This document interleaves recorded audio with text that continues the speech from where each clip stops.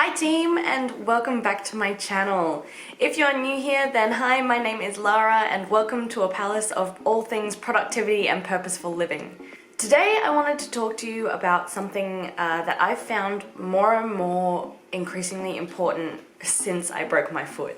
First off, I want to tackle the idea that taking a break is somehow non-productive. A study published in New York Times in 2003 showed that strategic renewal is actually productive time. And this strategic renewal included things like daytime workouts, taking naps, taking a walk, having more time away from the office, taking more vacations. That all of these things actually boost productivity. So if you, like me, have tricked ourselves into thinking that being busy equals being productive. If you are also the kind that finds yourself trying to troll through work and feeling like nothing is getting done, feeling like you've been staring at the same page forever, feeling like you just wish you could get through this one document, project, thing, then this is definitely the video for you. So the first blanket statement that I want you guys to write down, walk away with, frame and put on a wall in your house is taking a break is not being lazy. It is being productive.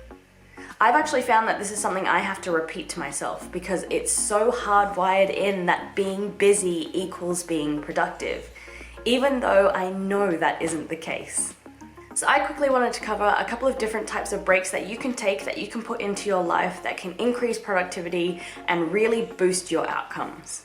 The first of which, purely because I am a circus performer, is taking rest days. So many people who train, who do gym, go hard at it all the time, but a rest day is so important to build your muscle. It's been proven that during your rest hours is when your body repairs its muscle tears, which is how muscle grows. So for those who are unfamiliar, when you work out, and particularly when you do things like weights, you get micro tears in your muscle, and it's the repairing of these micro tears that actually builds muscle in the first place. So without that rest, all you're going to end up with is muscle damage and exhaustion. So make sure you are building in rest days. They are important. They are so important also for injury management, to make sure that you're not pushing so hard that you risk injury, because that is something you do not want. Trust me. Next is the debate of rests over caffeine. Breaks are proven to be more effective than caffeine. Particularly naps. Sleep is one of the best things that you can do for your body. So caffeine blocks the pressures that happen inside your brain that tell you that it's time to sleep. And these build throughout the day, and all caffeine does is stop your body from paying attention to them. But that doesn't stop them from building, it just stops your brain saying, oh, that's a thing I should probably think about, getting sleepy. So then, after a long time, it all comes crashing back because the caffeine wears off, but all of that pressure is still there. As someone who works from home, I tend to do that. I'm so exhausted, I'm really tired, I just need to push through, I just need to get through this task and then I'll go and have a nap. Or I'm so sleepy, but I'll take a break after this thing. No, take the break now, because it's proven that once you take that break, you're more likely to achieve the thing afterwards. Don't go out and get a coffee when you're feeling sleepy, have a sleep. Next is to have an entirely unrelated break so that your brain can search for information. How often have you been trying to think of a solution for something and then you're midway through doing the dishes and you're like, oh, I just had the perfect idea? There is a reason that happens. It's because your brain doesn't stop searching for the information. That once you have activated this puzzle in your brain, that area of your brain stays lit up searching for solutions. So when you actually give it the time to keep searching for that, it's usually when those answers pop up. It's not when you're trying to force in information by staring at screens, reading additional articles, doing additional work. It's when you're so focused on something entirely different that your brain sources solutions. Next is the productive break.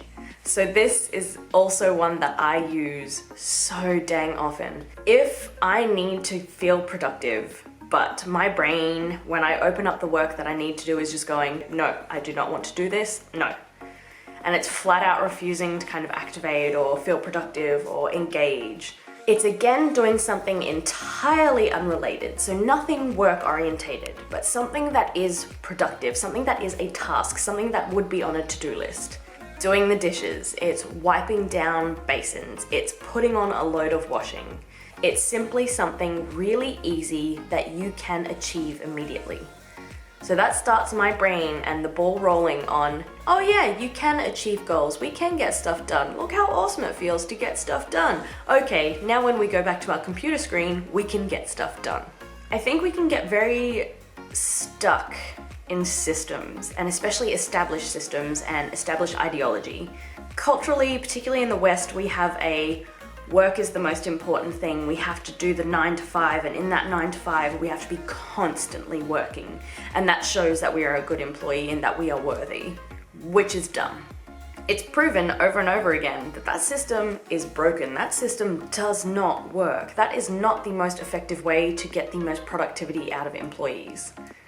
The best way to be productive is to take breaks often, spend more time away from your work, spend more time doing midday breaks, long walks. So next time when you get into that spot where you're kind of like, oh, I feel like I need to be doing this and I need to be doing that and I need to be doing that and I need to blah, allocate some time to breathe. So if you are fighting for a life that you want, if you are thinking that you want to take life a direction that you choose, if you want to live life by your own rules, then take up this one. When we can spend less time actively concentrating on productivity, when we can shorten the time it takes us for us to achieve things, if we can be more effective in the way that we achieve things, then the less brain power we have to commit to those things, then the more likely we are to get to that place in life that we want to be, to achieve those dreams, to get to those own rules, to live the life that you choose. If you're curious about more things productivity and purposeful living, then feel free to subscribe and ring the bell. And as always, thank you so much for hanging out. Peace.